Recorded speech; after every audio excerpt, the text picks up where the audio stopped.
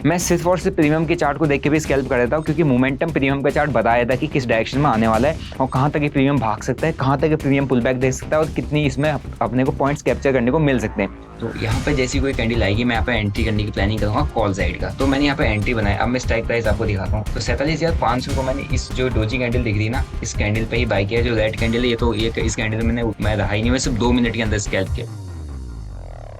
जय हिंद दोस्तों, कैसे हो आप लोग? आई होप आप काफी अच्छे होंगे। दोस्तों, अगर आप लोग ऑप्शन बाइंग करते हैं और ऑप्शन बाइंग में आप स्कैल्पिंग करना चाहते हैं, बेसिकली आपको ये बता दूं कि स्कैल्पिंग क्या होता है, क्योंकि काफी सारे बिगिनर्स हैं जिनके लिए वीडियो काफी ज्यादा इंपॉर्टेंट होने वाला है। स्कैल्पिंग एक ऐसा ट्रेडिंग स्टाइल है जिसके अंदर आप क्विक एंट्री और क्विक एग्जिट करते हो। आपकी थोड़ा सा क्वांटिटी ज्यादा होती है और आप कम पॉइंट्स के लिए मार्केट में जाते हो। अगर आपको मैं एक एग्जाम्पल दूं कि अगर जब भी आप ट्रेड ले रहे हो और ट्रेड लेने के बाद जब आप एंट्री करते हो किसी ट्रेड के अंदर, तो आपको देखते हो कि आपको कहीं पर 2%, 3%, 4% का प्रॉफिट हो रहा होता है, लेकिन आप बड़े टारगेट्स के लिए उसको होल्ड करते हो और कुछ देर बाद जब आप देखते हो तो वो जो आपका ट्रेड है वो आपको 20 से 30% का लॉस दे देता है। और ये जितनी बार भी आपने ट्राई किया है तो आपको ये दिखता है कि यार 3-4-5% का मुझे प्रॉफिट इजीली मिल जाता है, दिखता है जरूर है ट्रेड में। लेकिन जब मैं ट्रेड को होल्ड करे रहता हूँ और ट्रेड मेरी अगेंस्ट द डायरेक्शन चले जाता है, मेरे अगेंस्ट चला जाता है, तो मुझे कितना 20-30% का लॉस देता है, जहां पर आपको बड़े लॉसेस फेस करने को मिल जाते हैं। तो इसी प्रॉब्लम का सॉल्यूशन निकालने के लिए एक स्कैल्पिंग जो ट्रेडिंग स्टाइल है उसको इंट्रोड्यूस किया गया। जो मैक्सिमम बड़े ट्रेडर्स या जो बड़ी क्वांटिटी से ट्रेड करते हैं वो इसको अपनाते हैं, लेकिन अभी रिटेल कैटेगरी में scalping one of the most favourite trading style बन चुका है। तो स्कैल्पिंग में आप क्या करते हो, जब आप ट्रेड में एंट्री करते हो, एंट्री करने के बाद अगर आपको 2-4-5% का प्रॉफिट दिख रहा है, आप उस 2-4-5% के प्रॉफिट को ही बुक कर लेते हो। आप बड़े प्रॉफिट्स की एक्सपेक्टेशन नहीं रखते हो। वहीं जब आपको लॉस हो रहा होता है तो 2-4-5% के लॉस में आप अपने ट्रेड को काट देते हो। और इसी ट्रेडिंग के स्टाइल को, इसी फॉर्मेट को ही स्कैल्पिंग कहा जाता है। लेकिन अगर आप लोग बिगिनर हो तो आपको प्रॉपर एक स्ट्रेटजी चाहिए होता है स्कैल्पिंग करने के लिए। तो अगर आपके पास कोई स्ट्रेटजी नहीं है तो आज की वीडियो में आपके साथ एक ऐसी स्ट्रेटजी शेयर करने वाला हूं जिसमें मैंने पर्सनली एक ट्रेड किया था। मैं मोस्ट प्रोबेबली 9 EMA पे काफी ज्यादा ट्रेड करता हूं। अगर आपने मेरा चार्ट ओपन करके देखा होगा या मेरे कोई वीडियोस देखी होगी तो वहां पे एक इंडिकेटर सबसे ज्यादा दिखता है जो कि है 9 EMA, 9 एक्सपोनेंशियल मूविंग एवरेज। इसकी जो स्ट्रेटजी है काफी इंपॉर्टेंट है उन लोगों के लिए जो स्ट्रेटजीज फाइंड करते हैं कि मुझे कोई स्कैल्पिंग की स्ट्रेटजी मिल जाए। तो पूरा वीडियो एंड तक देखो। अगर आप मेरे चैनल पर नए हो तो भाई चैनल को सब्सक्राइब कर दो, बेल नोटिफिकेशन को दबा दो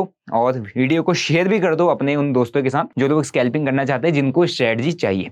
ठीक है, तो ये वन ऑफ माय पर्सनल और one of my favourite strategy है बेस्ड ऑन 9 EMA। अब यहाँ पर मैंने 9 EMA का इसलिए यूज किया है क्योंकि हम जब ट्रेड कर रहे होते हैं, इंटरडे ट्रेड कर रहे होते हैं, शॉर्ट टर्म ट्रेडिंग कर रहे होते हैं, तो हमें जो एक्सपोनेंशियल मूविंग एवरेज है उसका जो पीरियड रखना होता है वो शॉर्ट रखना होता है। जैसे कि 5 EMA, 9 EMA और 13 EMA। इससे ऊपर आप अगर 20 EMA, 50 EMA या 100 EMA पर जाते हो तो आपको बड़े टाइम फ्रेम में देखना होता है। लेकिन अगर आप छोटे टाइम फ्रेम में काम कर रहे हो तो आपको 9 EMA चाहिए। तो बेसिकली मैं आपको ये बता देता हूँ कि आज हम जो बात करने वाले हैं वो है 9 EMA scalping strategy, exponential moving average. एकदम clean and neat and clean strategy है। नीट एंड क्लीन आपका चार्ट रहेगा, आपको मल्टीपल इंडिकेटर्स लगाने की जरूरत नहीं है। प्योर प्राइस एक्शन गेम है। इसमें सबसे पहली चीज हमें ये चाहिए कि हमको प्राइस एक्शन का नॉलेज होना चाहिए कि किस तरीके से प्राइस एक्शन काम करता है, क्या प्राइस बिहेवियर होता है और किस तरीके से मोमेंटम आती है, कैसे हम ट्रेंड आइडेंटिफिकेशन करते हैं, किस तरीके से सपोर्ट रेजिस्टेंस हमको लगाना होता है, किस तरीके से हमको ट्रेंड लाइंस को देखना होता है मार्केट के अंदर। ठीक है, और किस तरीके से गैप होते हैं और गैप में कैसे ट्रेड किया जाता है। तो प्योर एक प्राइस एक्शन आपको आना चाहिए।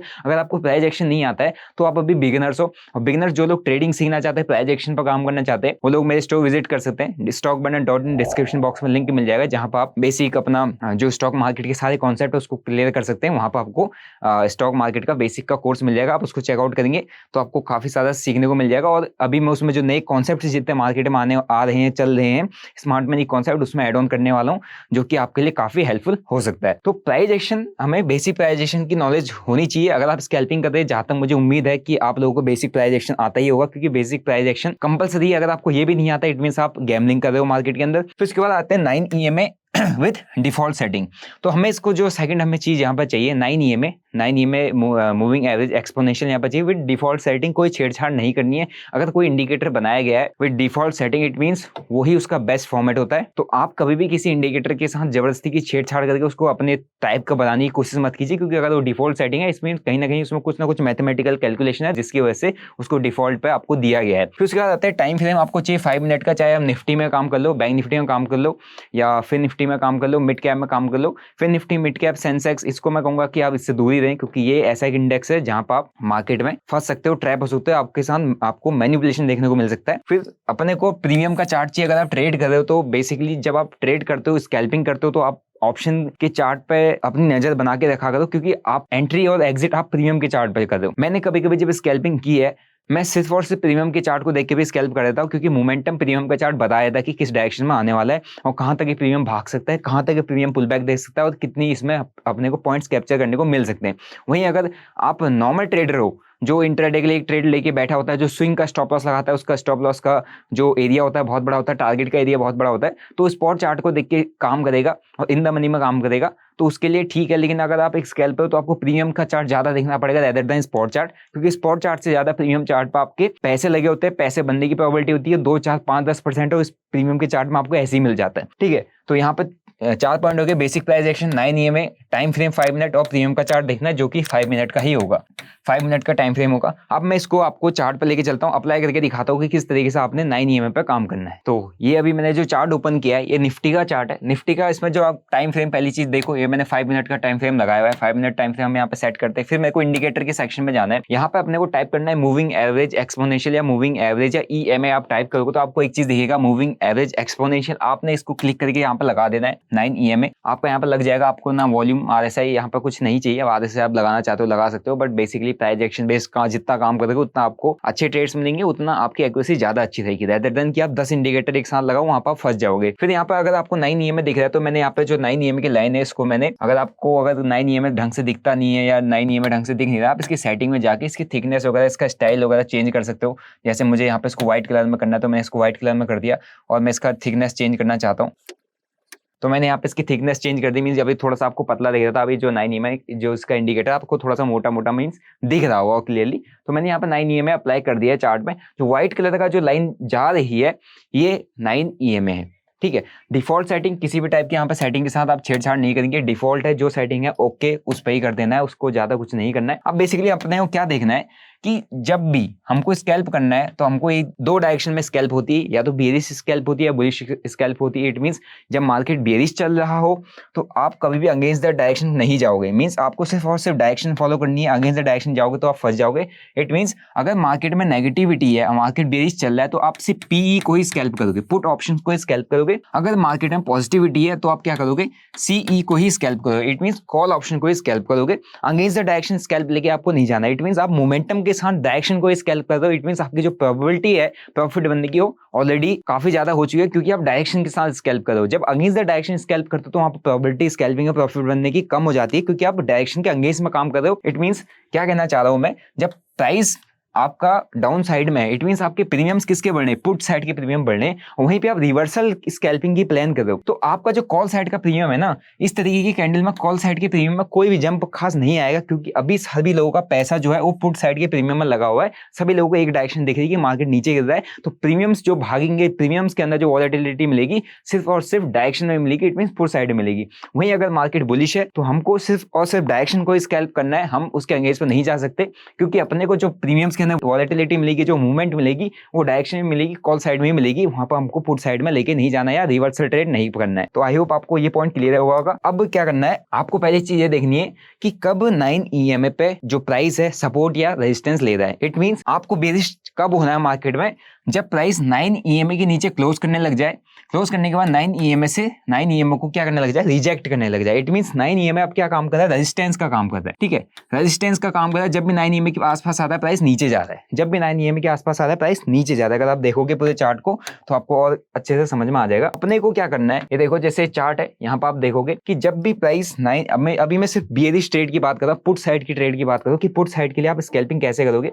सपोज यहाँ पर आपको एक चीज दिख रही है कि प्राइस अभी 9 EMA के ऊपर नीचे पर सपोर्ट ले रहा है, रेजिस्टेंस ले रहा है, मींस एक साइडवेज जोन में कभी ऊपर नीचे जा रहा है, क्योंकि अभी ये सपोर्ट एरिया है। कैसे सपोर्ट एरिया है, इसलिए मैं बोल रहा हूँ सपोर्ट एरिया, क्योंकि आपको प्राइस एक्शन का बेसिक पता होना चाहिए, तभी आप आइडेंटिफाई करोगे कि यहाँ पर सपोर्ट है। ओके, अभी क्या कर रहा है प्राइस 9 EMA के ऊपर है, 9 EMA के ऊपर लेके हमें क्या चाहिए, सपोर्ट लेके प्राइस निकलना चाहिए, लेकिन नहीं निकला है प्राइस। यहाँ पे क्या कर रहा है, प्राइस सीधा 9 EMA के नीचे आ गया। अब 9 EMA पे क्या ले रहा है, रिजेक्शन ले रहा है। इट मींस यहाँ से प्राइस अब 9 EMA प्राइस क्या कर रहा है, 9 EMA को रेजिस्ट कर रहा है। इट मींस यहाँ से हमको डाउनफॉल देखने को मिल सकता है। इट मींस हमें यहाँ से डाउन साइड की स्कैल्पिंग के लिए मूव मिल सकता है। और वहीं आप देखोगे तो जैसे ही 9 EMA से किसी भी कैंडल ने रिजेक्शन लिया तो आप उस कैंडल का हाई का एसएल मार्क कर सकते हो, या जब तक आपका प्राइस 9 EMA के ऊपर क्लोज नहीं करता है तब तक आप उस ट्रेड में एंट्री कर सकते हो। आपने किसी भी कैंडल की क्लोजिंग पे एंट्री की जिसने 9 EMA से रिजेक्शन लिया है, जो 9 EMA पे रिजेक्शन लेके एक बेरिश कैंडल बनाई, चाहे रिजेक्शन कैंडल बनाई, आपने उसमें एंट्री बनानी है और उसके हाई का आप एसएल प्लान करके चलोगे। अगर कोई भी कैंडल 9 EMA के ऊपर क्लोज हो जाती है, इट मींस आपको ट्रेड से एग्जिट कर जाना है। एंड उसके बाद आप देखोगे एक अच्छा खासा स्कैल्पिंग मूव।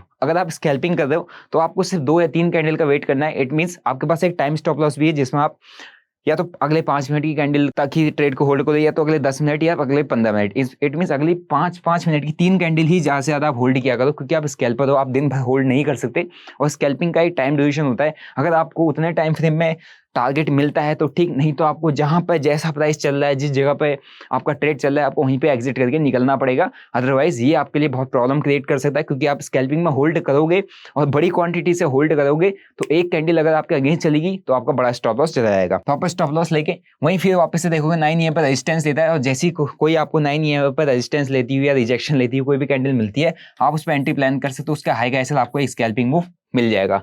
9 EMA के ऊपर क्लोज करने की कोशिश करें, नहीं हुआ। अब हमें बुलिश ट्रेड कब बनाना है? बुलिश ट्रेड तभी हम बनाएंगे जब कोई 9 EMA पे जब तक प्राइस सपोर्ट नहीं ले लेता, ट्राई कर रहा है सपोर्ट लेने का, सपोर्ट लेने के बाद जब तक हमें कोई मोमेंटम नहीं दिखेगा तब तक हम बुलिश ट्रेड नहीं बनाएंगे। वहीं जब तक 9 EMA पे आके प्राइस क्या कर रहे हैं, यहाँ पर देखो, यहाँ पर एक चीज दिख रही है, 9 EMA पे प्राइस ने रेजिस्टेंस लिया और यहाँ से 9 EMA के नीचे कैंडल क्लोज होगी। कैंडल क्लोज होती है, आपकी एंट्री बन जाती है, आप इसके हाई का एसएल प्लान कर सकते हो, आपको एक स्कैल्पिंग मूव मिल जाएगा। वहीं वापस से देखो 9 EMA पे वापस से गया प्राइस टेस्ट करने के लिए कि अब तो इसके ऊपर क्लोजिंग कर दे, लेकिन 9 EMA से हमें एक रिजेक्शन कैंडल मिल गया, 9 EMA पे रेजिस्टेंस करके रेजिस्ट करके प्राइस नीचे आ गया एंड वापस से देखो एक स्कैल्पिंग मूव अपने को मिल गया। अब यहाँ पे सिर्फ हमें ट्रेंड को आइडेंटिफाई करना है कि जब तक प्राइस 9 EMA के नीचे है तब तक प्राइस बियरिश है, मींस प्राइस नेगेटिव है, हमें वहां पर सिर्फ पुट साइड के लिए स्कैल्प करना है। वहीं अगर प्राइस 9 EMA के ऊपर सपोर्ट लेने लग जाता है, जैसे यहाँ पर आप देख रहे कि यहाँ पर 9 EMA के जब नीचे आया, रेजिस्ट किया, नीचे आया और प्राइस यहाँ पर मूवमेंट वापस से 9 EMA को टेस्ट कर रेजिस्ट किया, ठीक है, आपकी एंट्री बनती है, आपको स्कैल्पिंग मूव वापस 9 EMA के आसपास आए, resistance candle, resist means 9 EMA पे रेजिस्टेंस लेके इसने एक अच्छी बेरिश कैंडल बनाई, तो यहाँ पे एक वापस से स्कैल्पिंग मूव। तो हम यहाँ में back to back 3 scalping move easily दिए। अब हमें यहाँ से कॉल साइड का स्कैल्प हम कैसे बनाएंगे? कॉल साइड का हम स्कैल्प यहाँ पर अगर हमको बनाना है तो अपने को पहले ये चीज देखनी है कि 9 EMA के ऊपर प्राइस आना चाहिए, पहली चीज, मीन्स यहाँ को हमको ट्रेंड रिवर्सल चाहिए। अभी तक बेरिश था, बुलिश कब होगा? जब तक 9 EMA के नीचे प्राइस है, इट मींस ये बेरिश है, आपको यहाँ पर पुट साइड के लिए ही स्कैल्प करना है। जैसे ही 9 EMA के ऊपर प्राइस आने लगता है, जैसे आपको नीचे से रिजेक्शन कैंडल भी दिख रही है, यहाँ पर कोई सपोर्ट एरिया भी दिख रहा है, रिजेक्शंस भी दिख रही है, रिजेक्शन लेने के बाद 9 EMA पर सपोर्ट लेने लग गया है, और जैसे ही प्राइस 9 EMA पर सपोर्ट लेने लग जाता है, कंटिन्यू सपोर्ट लेने लग जाता है, आपको वहाँ पर कोई ना कोई स्कैल्पिंग के लिए एंट्री बन जाएगी। जैसे इसने सपोर्ट लिया, यहाँ पर आपका एसएल बन जाता है, ये आपका स्कैल्पिंग मूव, एक मूव यहाँ पर कैप्चर हुआ। वापस से अगर आप देखोगे 9 EMA के नीचे क्लोजिंग है, लेकिन सेकंड कैंडल वापस से 9 EMA के नीचे क्लोज नहीं, उसने क्या कर दिया, इनगल्फ कर दिया, तो एक स्कैल्पिंग मूव आपका यहाँ पर बन गया। फिर 9 EMA के नीचे प्राइस कर जाता है, लेकिन वापस से 9 EMA के ऊपर एक कैंडल क्लोज कर जाती है और एक स्कैल्पिंग मूव आपका यहाँ पर बन गया। तो आपको ट्रेंड रिवर्सल का वेट करना है, मींस आपको डायरेक्शन चाहिए। आप विदाउट डायरेक्शन किसी भी स्ट्रेटजी पे काम करोगे तो वहां पर आप फंस सकते हो, खासकर 9 EMA में, क्योंकि ये शॉर्ट टर्म आपको डायरेक्शन दे रही है। तो जब तक 9 EMA के नीचे 9 EMA पे जैसे रजिस्ट करता है, चाहे कोई भी कैंडल बेयरिश कैंडल बना रहा है, आप उस बेयरिश कैंडल पे एंट्री प्लान कर सकते हो, उसके हाई का स्टॉप लॉस और आपको एक स्कैल्पिंग मूव मिल जाएगा। वही सेम जब 9 EMA के ऊपर प्राइस सपोर्ट लेने लग जाए, मींस ट्रेंड रिवर्सल हो जाए, और यहाँ पर सपोर्ट लेने के बाद अगर यहाँ पर कोई नेगेटिव रेड कैंडल आ जाती तो वापस आपको एंट्री करके नीचे को स्कैल्पिंग मूव मिल सकता था। लेकिन अगर यहाँ पर कोई कैंडल नहीं आई है, इट मीन्स आपको वेट करना है कि 9 EMA के ऊपर एक पहली कैंडल क्लोज हो चुकी है, क्लोज होने के बाद एक कैंडल यहाँ पर सपोर्ट ले लिया है। अब 9 EMA क्या कर रही थी, अभी तक रेजिस्टेंस का काम कर रही थी, ठीक है, अब क्या कर रही है, आप यहाँ से सपोर्ट का काम करिए, सपोर्ट का काम करिए। इट मींस क्या, अब आपको यहाँ पर आपको बुलिश स्कैल्प करना है, बुलिश स्कैल्प की आप एंट्री बना सकते हो एंड आपका इसके लो का एसएल रहेगा एंड उसके बाद आपको एक स्कैल्पिंग मूव मिल जाएगा। स्कैल्पिंग में आप ज्यादा बड़े टारगेट की एक्सपेक्टेशन कभी मत रखो, 5, 10, 15, 20, 25% के आसपास अगर आपको मिल रहा है, it means good enough for you, ठीक है। अब आई होप आपको यहाँ तक चीजें समझ में आ गई होंगी कि आपको कैसे 9 EMA का यूज करना है और कैसे आपको वहाँ पर ट्रेंड को समझना है। अब मैंने किस तरीके से, अब मैं आपको एक लाइव ट्रेड मैंने कैसे किया था 9 EMA पे, वो आपको दिखाता हूँ विद ऑर्डर बुक प्रॉपर, क्योंकि जिस दिन मैं वीडियो रिकॉर्ड करा उस दिन मैंने 9 EMA पे अच्छा खासा एक स्कैल्पिंग ट्रेड ही बनाया था। मोस्ट प्रोबेबली मैं 9 EMA पे काफी ज्यादा स्कैल्प करता हूँ, काफी अच्छी स्ट्रेटजी है। ठीक है, तो आप जाके पूरा पहले एक बार पूरा वीडियो देखो कि किस तरीके से मैंने इसमें 9 EMI पर ट्रेड एग्जीक्यूट किया, फिर आपको काफी कुछ चीजें समझ में आ जाएंगी। ओके गाइस, अभी मैं आपको एग्जांपल दिखाता हूँ। देखो बेसिकली जब आप ये वीडियो देख रहे हो तो अपन जो इसमें मैंने ट्रेड रिकॉर्ड किया हुआ एक दिन पहले का है, और मैं अपना जो ट्रेड यहाँ पर शेयर करता हूँ वो अब देखो मैंने 9 EMI पे एक स्कैल्प किया है। पहले मैं आपको ट्रेड पोजीशन दिखा देता हूँ। ये है अराउंड 1.5 लाख रुपए के आसपास का प्रॉफिट, और इसका सेंसिबल में आपको वेरीफाइड लिंक मिल जाएगा। तो इसमें जो स्ट्राइक प्राइस है 47,500 की, जो स्ट्राइक प्राइस है उसको मैंने चूज किया था। अभी मैं पहले आपको ऑर्डर्स लेके चलता हूँ। मैंने पहले एक बार इसको पहले भी ट्रेड करने के लिए लिया था, लेकिन फिर मैंने उस पर कुछ प्रॉफिट में एग्जिट कर दिया, फिर मैंने री एंटर किया।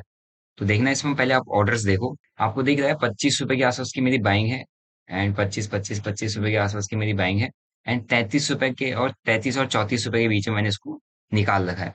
परसेंटेज आप कैलकुलेट कर सकते हो। अब मैं आपको लेके चलता हूँ बैंक निफ्टी के चार्ट पे। बेसिकली आज है एक्सपायरी बैंक निफ्टी का, तो मेरा ट्रेड देखना। ये दो मैंने जो ट्रेड लिए हैं, ये लाइव ट्रेड मैंने धन के चार्ट पे लिए हैं, जिसका लाइव वीडियो अगर आपने नहीं देखा है तो इस वीडियो से पहला वाला लाइव स्कैल्पिंग वाली सीरीज का वीडियो आप देख लो, तो ये दोनों ट्रेड्स आपको उसमें दिख जाएंगे, ये वाला ट्रेड दिख जाएगा। तो बेसिकली मैं यहाँ पे जो बात करने वाला हूँ वो है कि 9 EMI पे आप कैसे स्कैल्प करते हो, कैसे स्कैल्पिंग की जाती है। दोनों ट्रेड्स को हटा देते हैं। ये बैंक निफ्टी का चार्ट है। अब आप एक चीज देख रहे हो, यहाँ पे जो ब्लू रंग की लाइन है, ब्लू कलर की जो आपको लाइन दिख रही है, ये 9 EMI है। इसका एक बार सेटिंग चेंज कर देता हूँ। तो मैंने यहाँ पर सेटिंग चेंज करके इसको रेड कर दिया ताकि आपको दिख जाए कि 9 EMI, थोड़ा सा इसकी थिकनेस भी मैंने बढ़ा दी है। 9 EMI सेटिंग अगर मैं जाऊंगा तो नॉर्मल सेटिंग है, डिफॉल्ट, इसमें कुछ नहीं करना है, डिफॉल्ट सेटिंग है। बाकी आप इसको कलर वलर चेंज कर सकते हो। तो आप एक चीज देखो, जब भी प्राइस 9 EMI के जब नीचे रहता है, कोई भी कैंडल 9 EMI के नीचे क्लोज होती है, तो अभी देखना ये कैंडल जैसे 9 EMI के नीचे क्लोज हो गई, फिर 9 EMI ऐसे क्या करने लगा है, रिजेक्शन की तरह काम कर रहा है। देखो रिजेक्शन ले रहा है, रिजेक्शन ले रहा है, और 9 EMI के बाद जब भी प्राइस आ रहा है रिजेक्शन ले रहा है, उसके बाद देखो क्या अच्छा एक आपको वन डायरेक्शनल फॉल यहाँ पर देखने को मिल रहा है। ठीक है, तो यहाँ पर आपको 9 EMI दिख गया। फिर उसके बाद फिर वापस से यहाँ पर आते हैं। देखो जब 9 EMI के ऊपर प्राइस क्लोज कर रहा है, तो 9 EMI क्या कर रहा है, एज ए सपोर्ट काम कर रहा है। ये देखो सपोर्ट, सपोर्ट, सपोर्ट, यहाँ पर भी सपोर्ट ले लिया। ओके, यहाँ पर भी आ जाते हैं। तो मेरा जो अभी ट्रेड बना था, मैं आपको ट्रेड दिखा रहा हूँ। देखो प्राइस ने सपोर्ट लिया, एक बिग बार यहाँ पर बनाया, यहाँ पर बड़ी कैंडल बनाई है। ओके, तो बिग बार यहाँ पर बना। ओके, फिर मेरे को यहाँ पर एक प्लान बनना था कि मैं इस जगह पर सपोर्ट एरिया पे बनना है। अगर आप देखेंगे तो ये वाला जो जोन है सपोर्ट जोन है। ओके, तो मैंने इस सपोर्ट जोन पे प्लान किया था कि भाई 9 EMI के आसपास मैं एक स्कैल्प प्लान करूंगा। तो इस जगह पे जैसे आप ग्रीन कैंडल, भले ही आपको एक कैंडल दिख रही है, लेकिन इस एक कैंडल का अगर मैं आपको साइज साइज दिखाऊं तो काफी बड़ा है, क्योंकि इसकी एक्सपायरी है। तो इतने, ये जो ग्रीन कैंडल की बात कर रहा हूँ मैं, इसकी बात कर रहा हूँ। ध्यान से देखना, इस ग्रीन कैंडल पे 9 EMI पे मेरी एंट्री थी। 9 EMI पे आएगा मैं एंट्री करूंगा। मैं थोड़ा सा इसमें काफी ज्यादा काम करता हूँ। 9 EMI पे ही मेरा बिग बार सेटअप भी है। तो यहाँ पे जैसी कोई कैंडल आएगी, मैं यहाँ पे एंट्री करने की प्लानिंग करूंगा कॉल साइड का। तो मैंने यहाँ पे एंट्री बनाया। अब मैं स्ट्राइक प्राइस आपको दिखाता हूँ।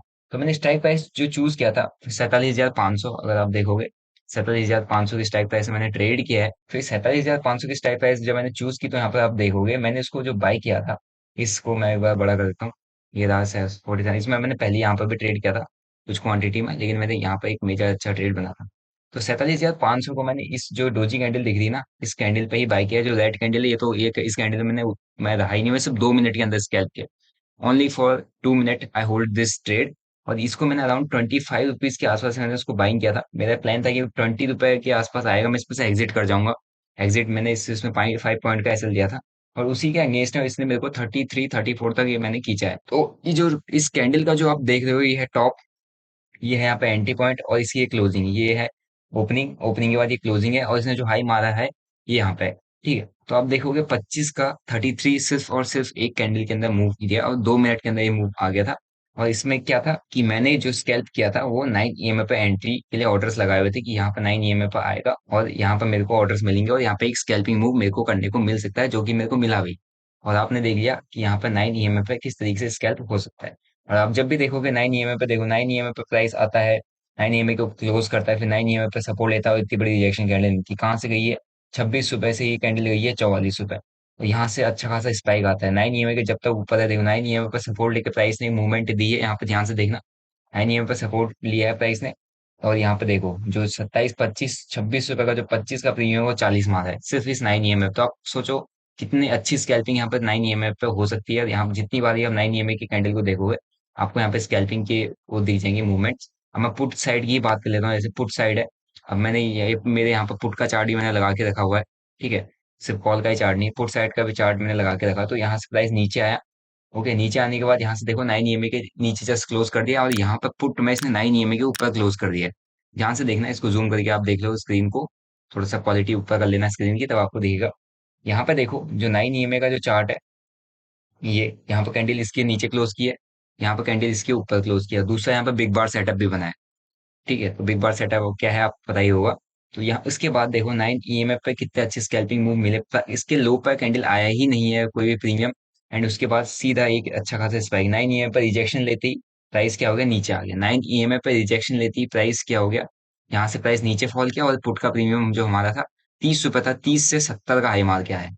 ये होते हैं स्कैल्पिंग मूव, ये इस तरीके से 9 EMF में स्कैल्पिंग के लिए पकड़े जाते हैं, और ये आपको मैं लाइव एग्जाम्पल से भी दिखा दिया, और ये भी दिखा दी कि कैसे होता है, और मैंने कहाँ पे एंट्री बनाई थी, मेरा यहाँ पे विद प्रॉफिट की मैंने ट्रेड करके भी उस 9 EMA पे आपको दिखाया हुआ है। और मैं इसे 9 EMA पे मेरे काफी अच्छे स्कैल्पिंग सेटअप बनता है, और आप कहोगे फिर ये तो बैंक निफ्टी होगा, चलो निफ्टी दिखा देते हैं।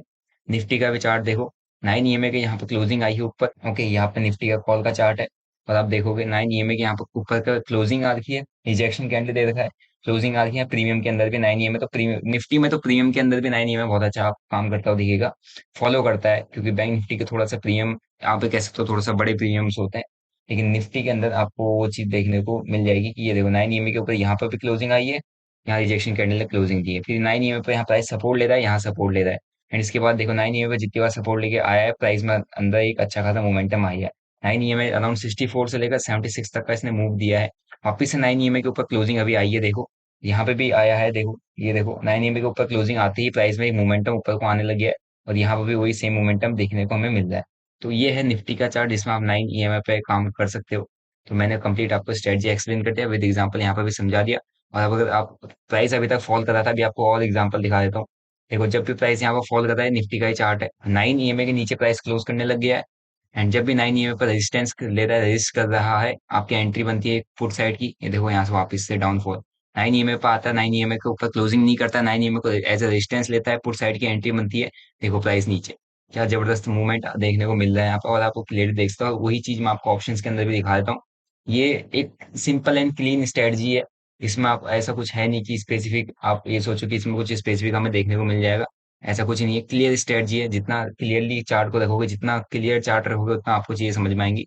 देखो 9 EMA पे यहाँ पे क्या करता है, नीचे फॉल करता है, 9 EMA पे रेजिस्टेंस ले रहा है, यहाँ पुट का प्रीमियम क्या है, 9 EMA पे सपोर्ट लेके बिग बार बना दिया है, और काफी अच्छी एंट्री बनती है, और काफी अच्छा यहाँ पे मूव देख, यहाँ पर 9 EMA पे सपोर्ट बिग बार बना दिया है, यहाँ पर भी देखो 9 EMA पे रेजिस्टेंस लिया है, यहाँ पर भी 9 EMA पे देखो सपोर्ट बनाया हुआ है, ऊपर ही बिग बार बना दिया, उसके बाद एक अच्छा खासा मूवमेंट। तो लाइव चार्ट में आपको चीजें दिखाई जा रही है, और मैंने यहाँ पे जो ट्रेड किया है वो भी आपको दिखा दिया, ये मेरी पोजीशन है फाइनल, इसका सेंसिबल पे आपको वेरीफाइड लिंक आपने चेक ही कर लिया होगा, क्योंकि वो तो डे टू डे अपडेट हो जाता है। बाकी धन का मैं जो लाइव ट्रेड वहाँ पे शेयर करता हूँ, धन में मेरा जो आज का प्रॉफिट होगा वो 68,000 है, ये मैं जो शेयर करता हूँ वो आपको मिड नाइट तक वैलिड रहता है। तो लास्ट वाले जो वीडियो मैंने डाला था उसके उस डिस्क्रिप्शन में मैंने लिंक दिया था, आई होप आपने चेक किया होगा। तो ये हफ्ता अपना 9 EMA पे स्कैल्पिंग किस तरीके से की जाती है, और मैंने किस तरीके से की, विद एग्जाम्पल, क्योंकि एग्जाम्पल से चीजें समझोगे, जो ट्रेड करता है वो आपको चीजें बता पाएगा कि हाँ ऐसे ऐसे होता है, इस तरीके से यहाँ पे स्कैल्प किया जाता है, इस तरीके से यहाँ पे ट्रेड किया जाता है, तभी आप चीजें समझ पाओगे। अदरवाइज सिर्फ किताबी ज्ञान या कहीं से भी उठा के ऐसी स्ट्रेटजी होती है वैसी स्ट्रेटजी होती है बोलने वाले बहुत मिल जाएंगे, लेकिन ट्रेड करना वाला है, ट्रेड उस चीजों में कोई कुछ ट्रेड करता हो कभी नहीं मिलेगा। तो ये बहुत इजी एंड सिंपल स्ट्रेटजी होता है, जिसके बेसिस पे आप काम कर सकते हो। लेकिन अगर आप देखो कि अगर आपके 2 से 3 सेटअप नहीं चल रहे, किसी दिन दो दो के दो सेटअप में ऐसा चला गया, इट मीन उस दिन मार्केट ज्यादा आपको फंसा रहा है, साइडवेज मार्केट, आपको दूर रहना चाहिए।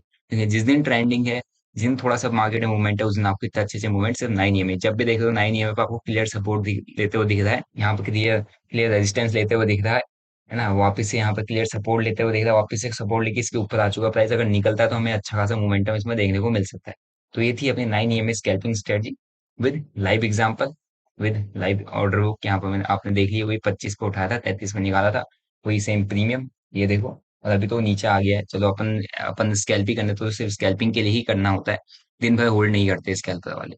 सो आई होप आपको ये चीज समझ में आया होगा। सो गाइस आई होप आपको अपना जो लाइव ट्रेड था, जो जिस पे मैंने 9 EMA पे पूरा एक स्कैल्प किया था, जिसमें अपना प्रॉफिट बना था, वो आपको आपने देखा होगा, उसको आपको समझ में आया होगा। बेसिकली मैंने उस ट्रेड में यहाँ पर वेट नहीं किया था कि ये कब क्लोज किया होगा और किस तरीके से मार्केट यहाँ पर रिवर्सल देखा। मेरे को ट्रेंड दिख रहा था ऑलरेडी कि मार्केट यहाँ पर बुलिश ट्रेंड में, जो मैंने ट्रेड बनाया था वो मेरा आई थिंक निफ्टी बैंक के अंदर था। अगर मैं यहाँ पर आपको बैंक निफ्टी का चार्ट दिखा के दिखा दूँ तो एक और बार मैं आपको उस चीज़ को समझा देता हूँ कि मैंने कहीं इस जगह पर कोई ट्रेड बनाया था, इस जगह के आसपास आई थिंक मैंने यहाँ पर ट्रेड बनाया था। बेसिकली मेरा यहाँ पर कॉन्सेप्ट ये चीज़ समझो कि प्राइस जो है जिसे सपोर्ट बना के यहाँ पर से और यहाँ से इसने बड़ी अच्छी कैंडल यहाँ पर दी थी। 9 EMA के ऊपर सपोर्ट लेने के बाद बार बार प्राइस ऊपर चला रहा है। जब भी 9 EMA पर सपोर्ट ले रहा है, बहुत अच्छा रिजेक्शन दे रहा है, तो उसी चीज़ को मैंने ट्रिगर किया। अपने यहाँ पर फर्स्ट कैंडल देखो, यहाँ पर भी बहुत अच्छी कैंडल आई थी, लेकिन वापस से जब 9 EMA के आसपास आया तो मैंने पहले से यहाँ पर ऑर्डर सबने पंचअप कर लिए थे, क्योंकि मेरे को यहाँ पर कॉन्फिडेंस था कि यहाँ पर एक 9 EMA पे स्कैल्पिंग करने का मौका मिलेगा,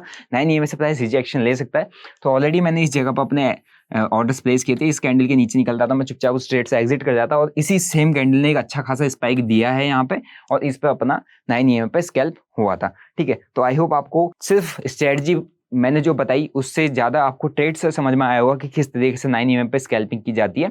और भी काफ़ी सारे मैं जो ट्रेड्स लेता हूँ उसमें 9 EMA का इंडिकेटर यूज़ करता हूँ, जो कि काफ़ी बेस्ट है और one of my favourite indicator है जिसके बेसिस में मैं शॉर्ट टर्म स्कैल्पिंग करता हूँ।